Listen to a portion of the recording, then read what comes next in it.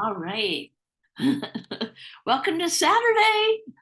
Paradigm Shift. Well, this is Judy Matejcik here, award-winning life master consultant, right? And we are here on Saturday, February 17th, 2024, with a surprise and delight for everyone. And you know, we've grown and grown and grown over the years in awareness of all the different modalities of healing. And today, Beth Beurkens is coming in from California. And I'm going to just turn this over to Beth. Just tell us a little bit about yourself. And I'm just going to say, take it away. So good to see you in Texas, Judy.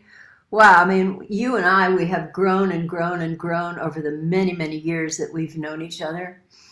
And I'm just so grateful to have the opportunity to be here with you and to share, three ancient wisdom keys with your audience, to really link up with what I call true sources of power and to break through invisible barriers. Once you're linked up, you can break through invisible barriers and do what you're uniquely put on this earth to do at this time. In other words, living that greater purpose. So you asked me to introduce myself. I'm Beth Beurkens, and I'm a teacher of shamanism. I'm a shamanic healer. I'm a vision quest guide, and I'm an international best-selling author. I love to write. I write every morning. It's part of my morning practice. And you and I have been talking about it's a new year, and people want to be able to open new doors. And so these three ancient wisdom keys that I'm going to share with everybody today, when you put them into practice, they will do exactly that. They'll open doors that perhaps you have never even seen were there and available to you to open before. So I love what my mentor, Mary Morrissey, said about doors. She said once, opportunity knocks at the strangest of times.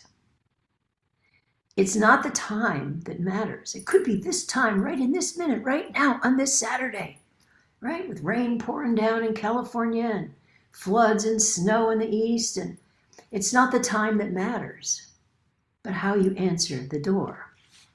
So let's see how we answer this door. But first we got to discover what door is in front of you, what door has been closed to you, what door has been invisible for you. So I thought I'd like to talk about closed doors first.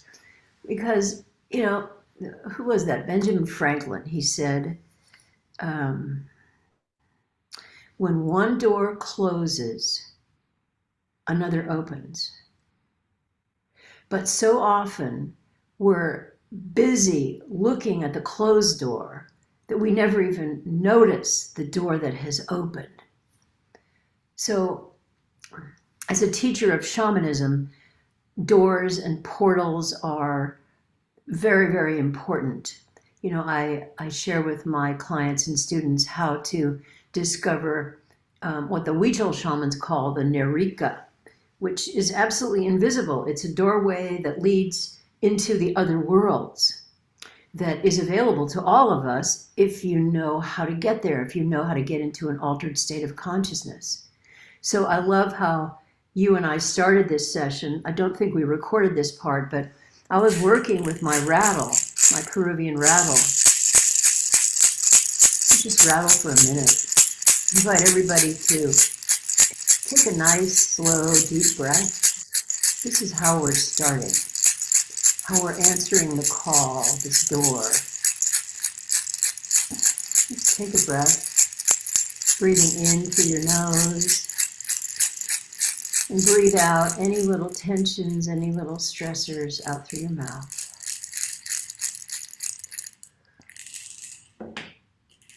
You might be driving your car right now, listening to this, or in the garage, doing things, or hanging up laundry, or making a meal. I just want to say thank you to all of you who have, turned the dial, opened the door, and allowed us the sacred opportunity to come into your life today and to share some, really powerful ancient wisdom keys with you.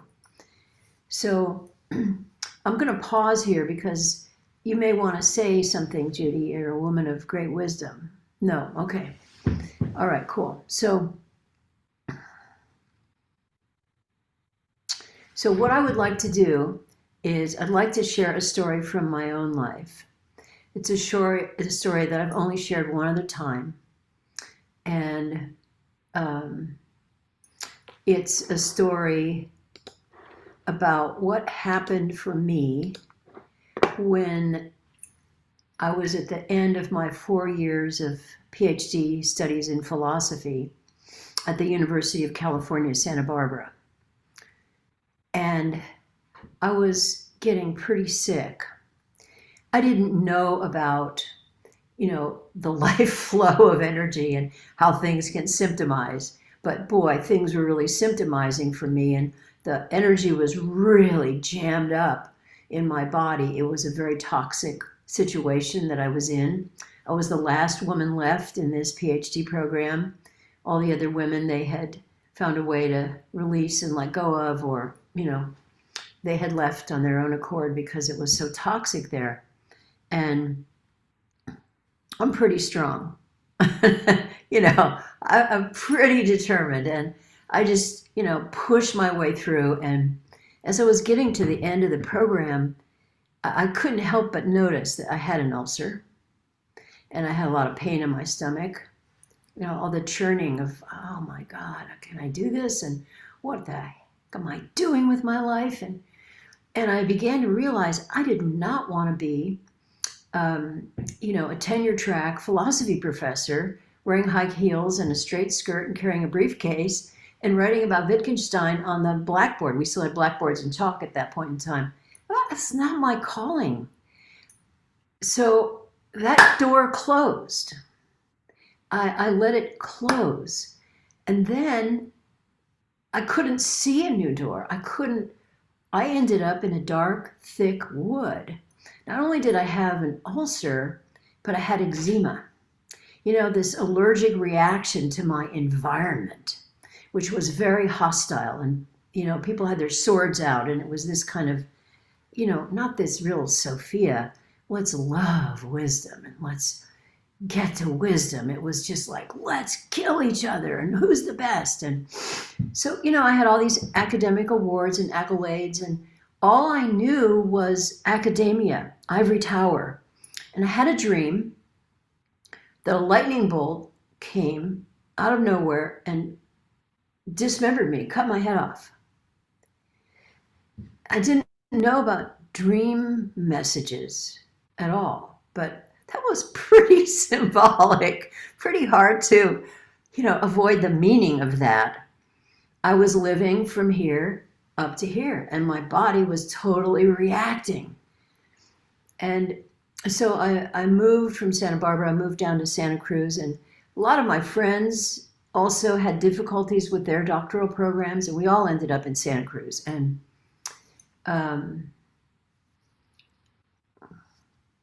I was completely lost. I felt absolutely hollow. I had no signposts, no guideposts, no, guardrails. I was just like, I didn't know what. And, $150,000 in debt, and had to go on food stamps and, unemployment. And I had a dream one night. This would have been in 1974, right after I finished the program. I had a dream that a man came to me and offered me a cabin in the woods. The next day, he showed up and he said, I hear you're interested in Egyptian religion. I said, yeah, I am, Art.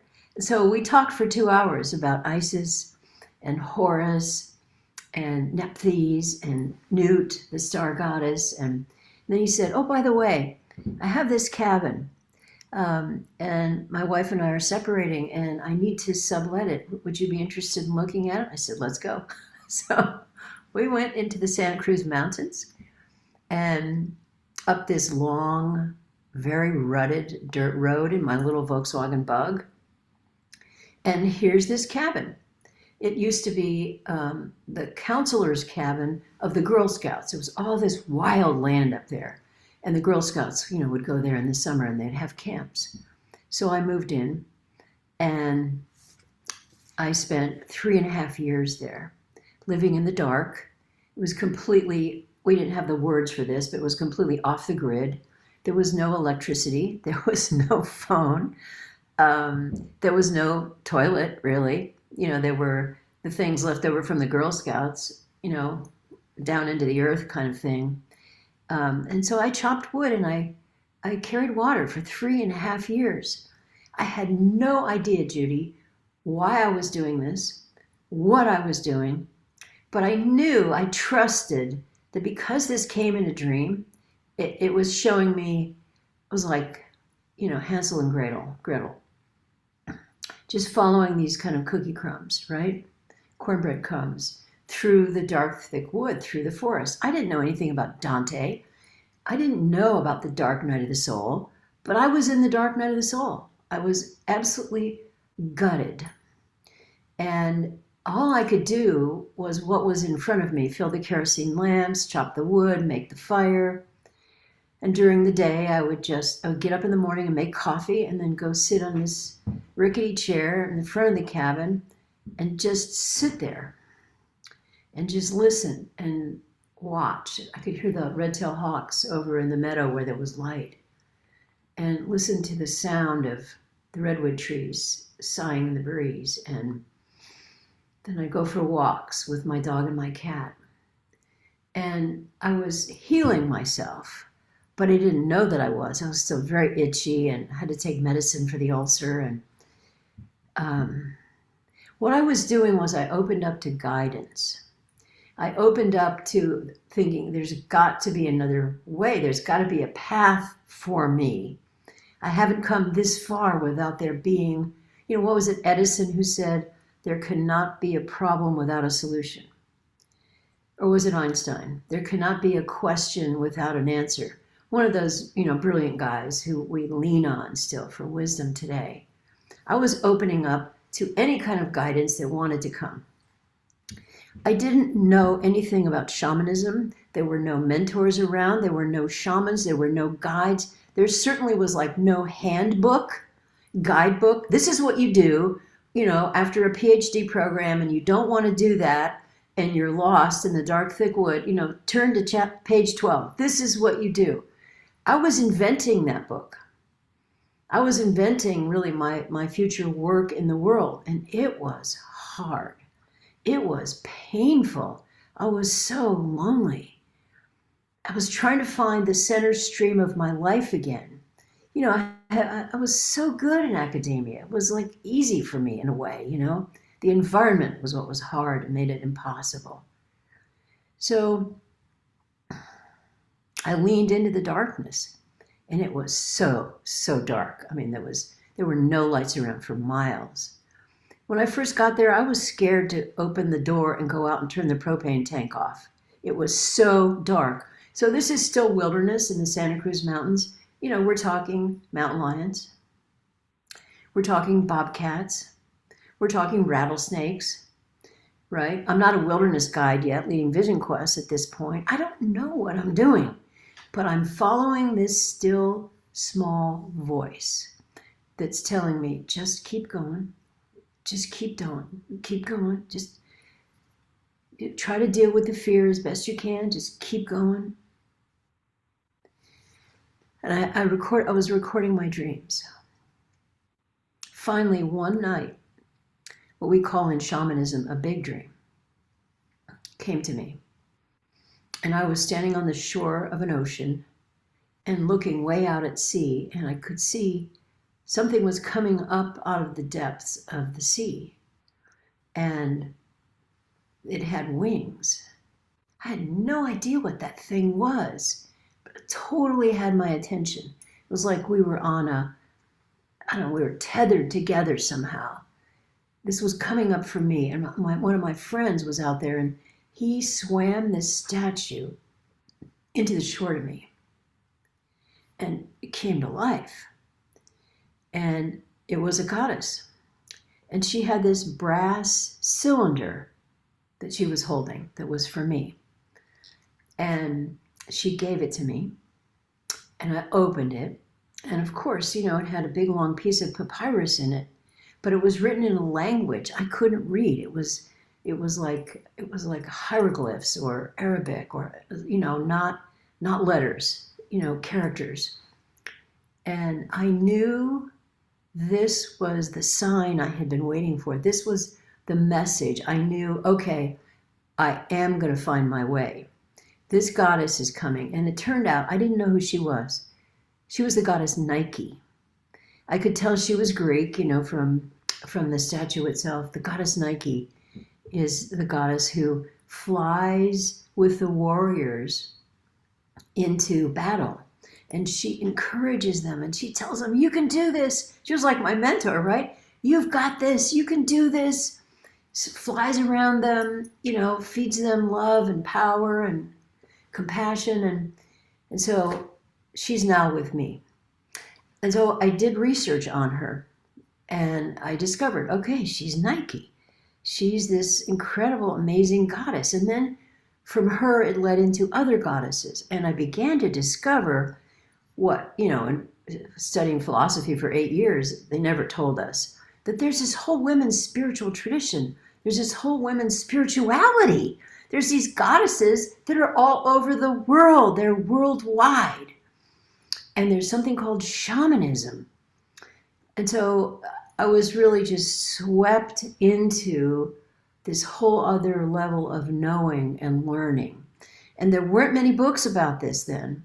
I was reading things like the Prolegomena to Greek Religion by Jane Ellen Harrison. Really classical stuff, very ivory tower kind of stuff. But I discovered all these myths of women's power, women's connection to spirit, women's ability to heal. And so, it just took me. It was the wave. It just took me. And all these signposts started to show up. And where there had been no door, this massive, well, I don't even call it a door, this tidal wave swept me up in it. And I thought, I could teach this material. There's a course here. So I put that together. And I offered it, went to curriculum committee at Cabrillo College and presented it. And they said, you're hired.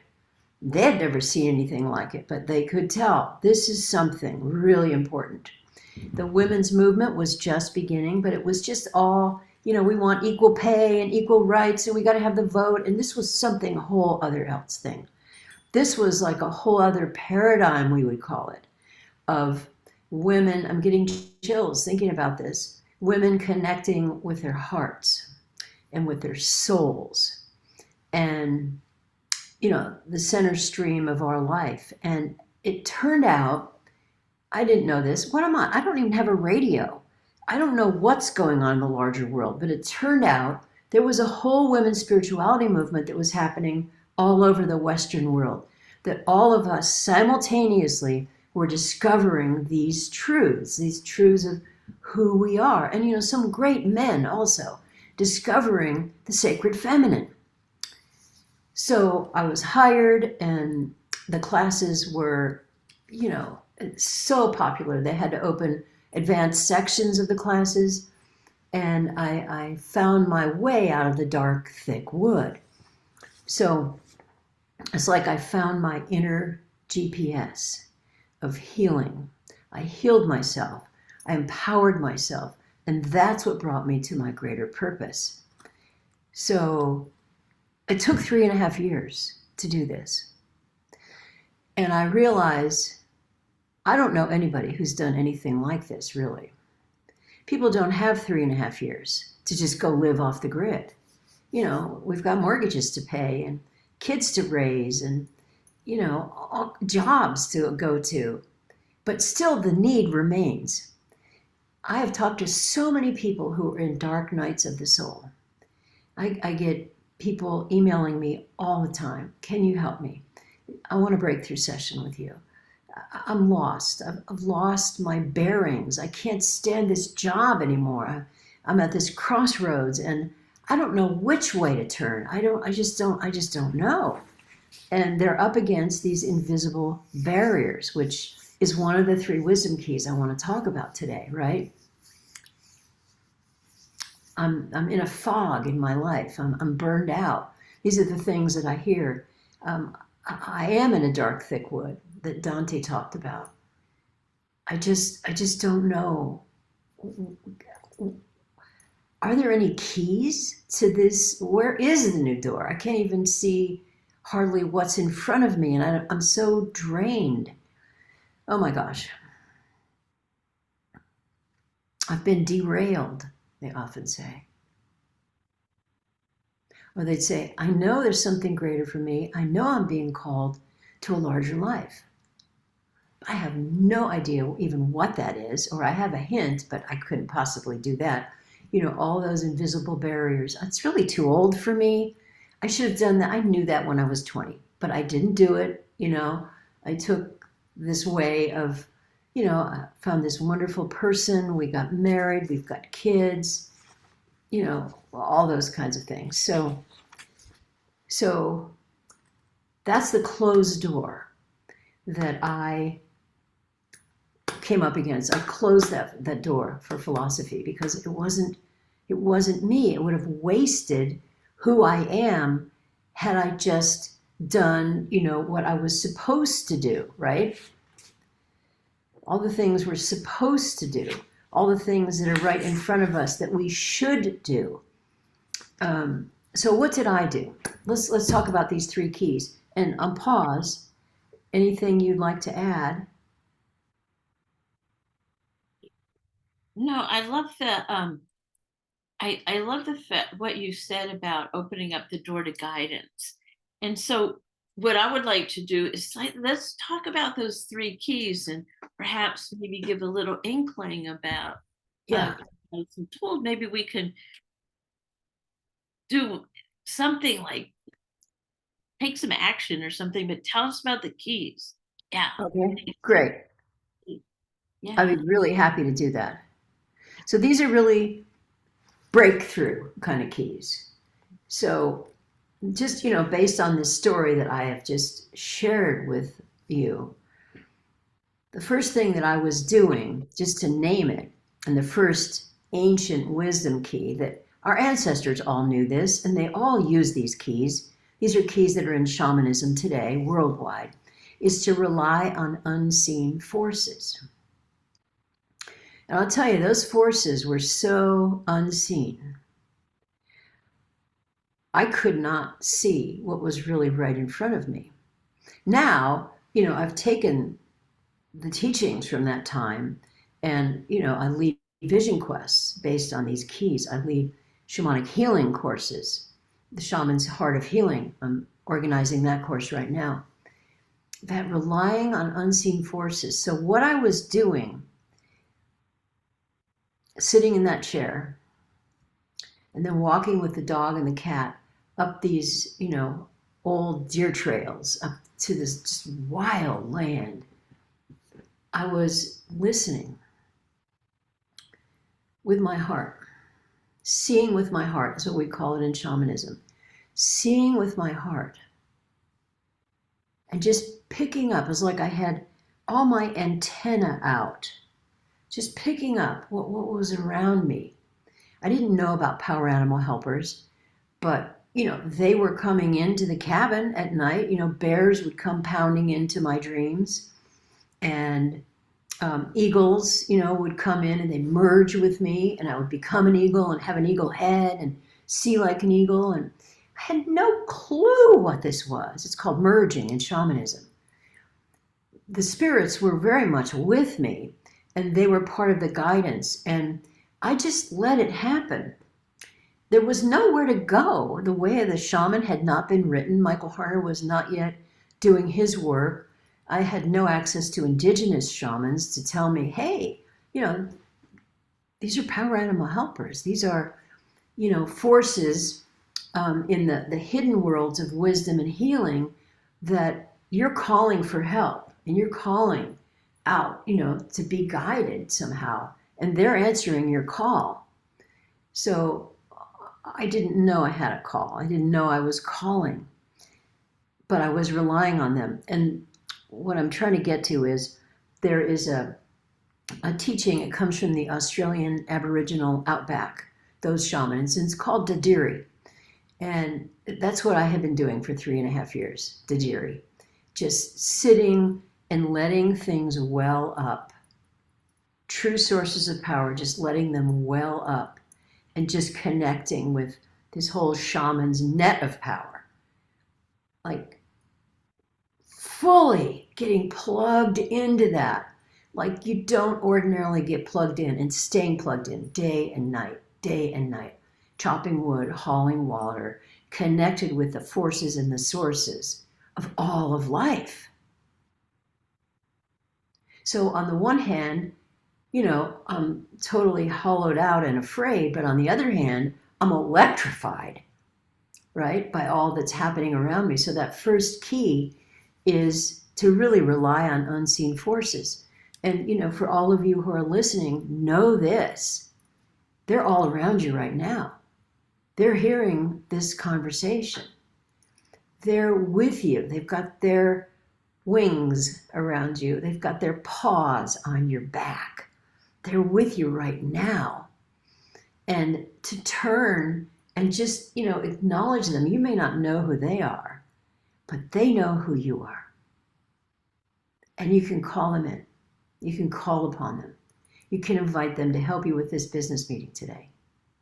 You can invite them to help you problem solve with what's happening with your child who's being bullied in school. You can invite them to come in and help you be a better partner to your partner. You can invite them to come in and help you heal the ulcer, the eczema, the stress, the inability to sleep at night, the being stuck in a job where you've become soulless. You can call them in to help you with anything and everything. And you can learn the shamanic journey method. So I'm just going to say this now because it's in my heart to say it. Just feel free to reach out to me if you want some help with whatever's going on with you. Judy will be posting a breakthrough link at the end of this. And you can just click on it and just get on my calendar and let me help you take your next step. If this talks to you, if this speaks to you, just know this is my purpose, to help you. We haven't yet met, maybe we've met, but let's meet. Let's do this. So relying on unseen forces, that's the first major key. And I want to say that other, it's anonymous at this point, that other quote about you cannot open, you cannot use old keys to open new doors. So what I'm giving you are 3 new keys. I'm guessing these are new, or maybe you've heard them before, but you've just put them on the shelf. You just put them aside. They're on the corner of your desk. This is the moment. Pick them up. Use one of them, okay? So the second ancient wisdom key to really connect with, true sources of power is you want to look at what invisible barrier is going on for you. I named some of mine, right? What are they for you? That, that the old belief, the old way of thinking, the old story that really keeps you stuck, like spinning your wheels, keeps you settling. I have some notes about this. I'll do that someday. Someday I'm gonna get my life together. I'll do that someday. Yeah. Right now I'm just gonna settle. I've got a good life, sort of. I'm gonna settle for what I have, right? So you want to identify the voice of the paradigm. And I love what my mentor, Mary Morrissey, has to say about this. This is a quote. He says, "The paradigms will never stop talking." That's their job. They just talk, talk, talk, talk, talk, talk, talk. Sometimes way back here, invisible. Sometimes loud. Oh, don't do that. Sometimes, they make you fall asleep. They do all kinds of crazy stuff, right? Make you afraid. Oh my God. They'll never stop talking. Our job is to shine the light of awareness on them. And we can do that. We can do that. Well, keep your belief in what's possible for you. Keep that belief stronger than what common sense says. This is all part of the invisible barriers. Common sense, I can't even tell you what my parents went through during these 3.5 years. They were so hopeful, first person in the family getting a doctorate. Oh my God, I was going to have this safe, secure job. I was going to do all these cool things. I'm, teaching all this stuff. Now here I am, living off the grid, on food stamps, cleaning houses, on unemployment, $150,000 in debt, can barely get up the road. I was like, you're living with kerosene lamps? We can't even call you?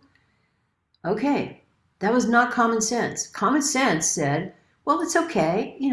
You've got your degree. Just go get a job. Stop this dadiri thing. Stop this sitting around listening and relying on unseen forces. Stop that. Just, do what you're supposed to be doing.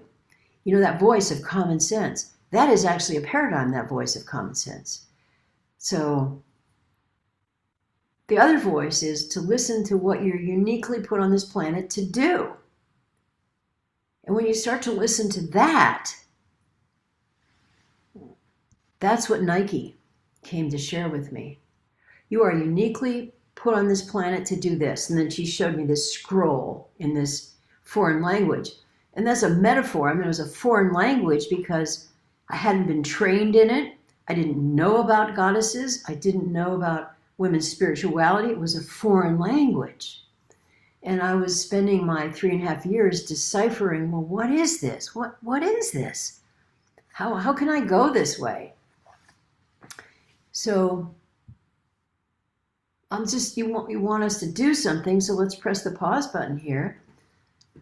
And, just on a piece of Post-it or, whatever you've got, a scrap of paper, I just invite all of you to just write down one of these invisible barriers. This voice that you hear.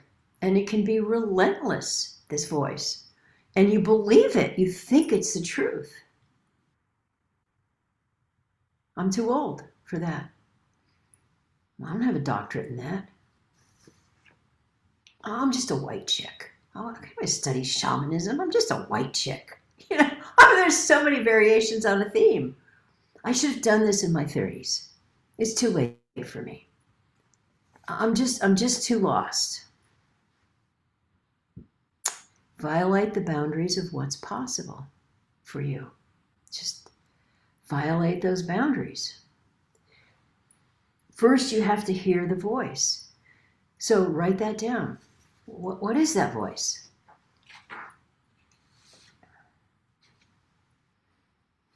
Because, it's just the voice of fear. And what is fear?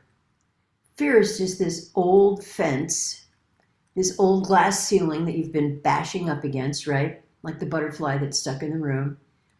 You've just been coming up against this. But here's the good news.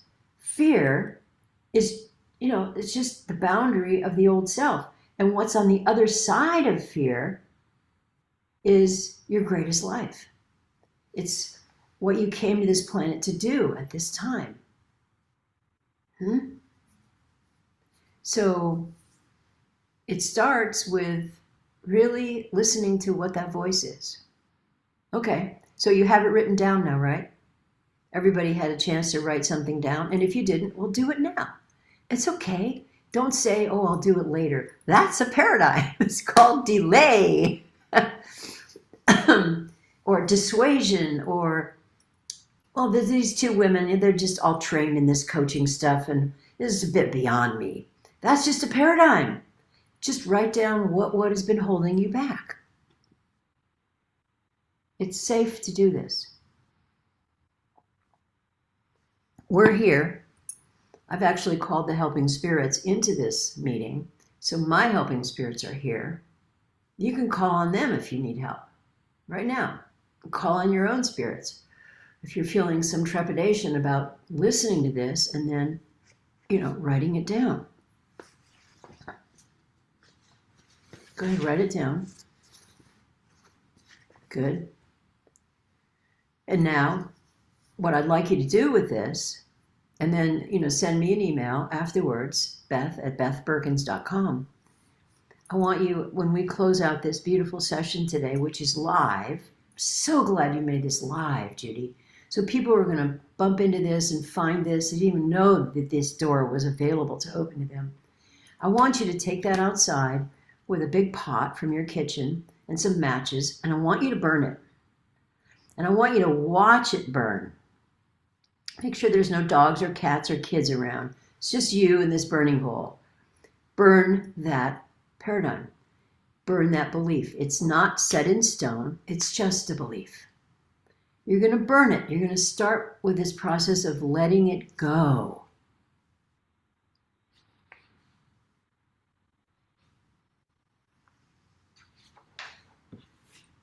All right. So that is a very, very powerful shamanic activity to do that.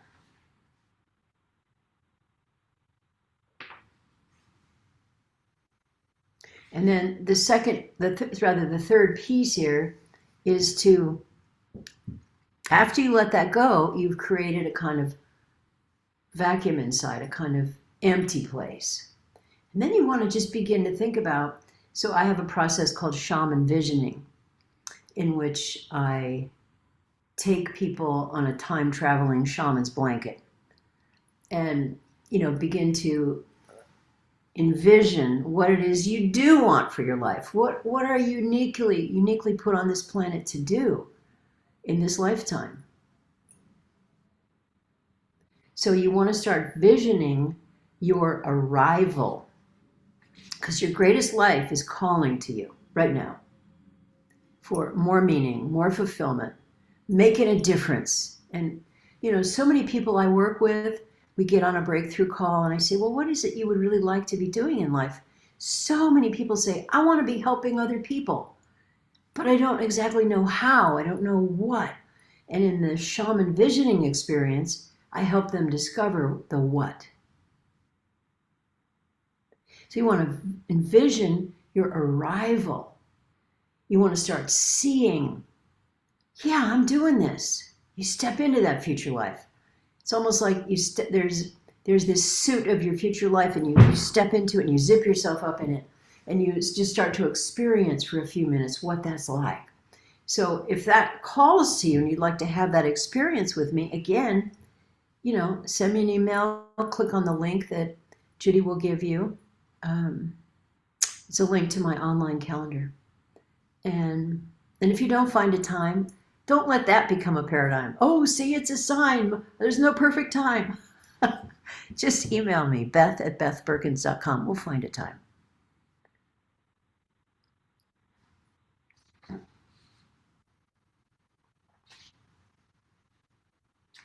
You can let the someday, I'll do that someday. That someday can be today, right now. You can reach out to me, burn that paradigm and reach out to me. And let's get you going here. I was thinking yesterday and today, I got this image of, imagine that you're on your deathbed. You have one day left to live. And you look back over your life. What would you have missed if you didn't do it? What is that door? Maybe you even had your hand on the handle of that door. But you didn't risk. You didn't take that opportunity. You didn't open the door knowing there was all this love and support, all these unseen forces around you to help you get across the threshold, get to the other side. Just know this, the world is praying for you right now. because there's so much more for you to do and give and be. And we need your greatness. We are suffering, I think, on our planet because so many people are not stepping into their greatness. They're just living the life of, I'm just going to settle. And I don't dare. I don't risk. So now you know these three secrets, really these three keys, shaman keys of how you can do this. Maybe you didn't have these keys before. Just know that there is a door in front of you right now. As we're talking, as you're here on Facebook or on YouTube or these many, conveyances that we have to deliver the truth now. That door is waiting for you right now. It's got your name on it. Wow. It's great. Off the grid and into Facebook. I love it. Oh, That's, yeah. so fun. I was just thinking about that about, oh yeah, there was no name for it back then. Off the grid, it's like who would imagine? That's the whole thing about the imagining. It's as we grow in awareness of the unseen force, an awareness of those limiting beliefs or paradigm. Yeah. I love what you said about I love what you said about vision your arrival. And Yes. I haven't heard it put that way, but that makes so much sense, doesn't it? We're visioning the arrival. So Yes. I love it. And so um boy, that is such a great message for where we are right now, 2024. Open Yes. doors. It's like we've come this far in the awareness, and now 2024 Yeah. is so beautiful, and it's so beautiful. Thank you for being a guide, and for stepping in. Myself included, stepping into oh to being a guide, a shamanic, a guide for what calls your forth. Yes. Yeah, I tell you, it's so much fun, and it's so much energy, and I love the fact that we believe, I believe that there's so much more inside, Mhm. just waiting to be open and unlocked. So Yeah. what I would love to do, I'll put all that stuff in I'll do all that, but I would love to ask you, what would you love to have us hold as a community? We are we are growing and growing and growing. We're about 1,600 strong now, a little no over that now, 1,700 strong. And what would you love to have us hold for you personally, Beth? You you and where you are in the world. Hmm. What would you love for us to hold for your next step in your evolving? Hmm. Hmm. Where's where's your arrival? What are you visioning as your arrival? Oh, so many things. Um, most immediately, Yeah. most like imminent. And then, there's much, let's go big. Let's just go big. Okay? Go home or go big. Go home or go big. We're just going to go big. The Okay. largest, the largest part of my vision Yeah. is that I'm in a stadium of other people. Everybody has a drum with them. Everybody has a rattle with them.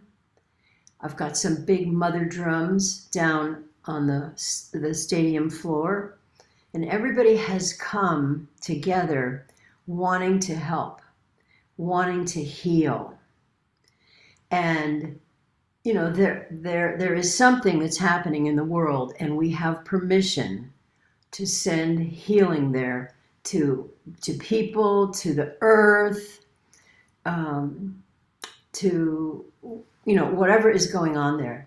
and everybody is drumming, everybody is rattling, everybody's in touch with their own helping spirits, they're connected with their power animals and their teachers, and we're sending out this healing energy to this situation.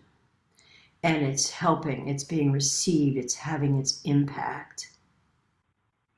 So that's what I see. And I would love for everybody to hold that vision with me that, I think in 2 years, it's 2026, it's the beginning of 2026, and things have evolved, and, so many people know shamanism now, and of course we all want to help, and we're doing it. And the mother drums they're drumming in the center, and it's just like this thunder of healing energy that's pouring out to these people who've asked for help, to this place on the earth. It's a thunder of healing.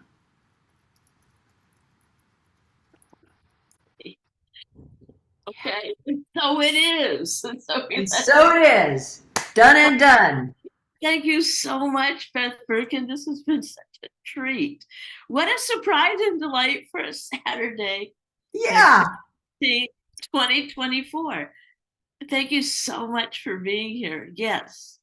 And Judy, I have to thank you for just your extraordinary work. And I've been with you since you've been starting this work, and I've kind of all these steps that you have taken, traveling all over the place, and bringing goodness, and the kayak coaching and the paradigm shifters. And thank you for you. You are making such an impact and such a difference in the world. Thank you for you, my friend. Thank you for you. Well, it's thank you. I receive, and that in that on the level of condition, where when I'm in a place, I know I have like, I can't even count them on my, not definitely on my fingers, people to reach out to. The community is community, and that it's a loving, caring, kind, accepting of differences, community. And there's this just one little community in that I don't mean little, one community, and there's worldwide communities doing this and what you do.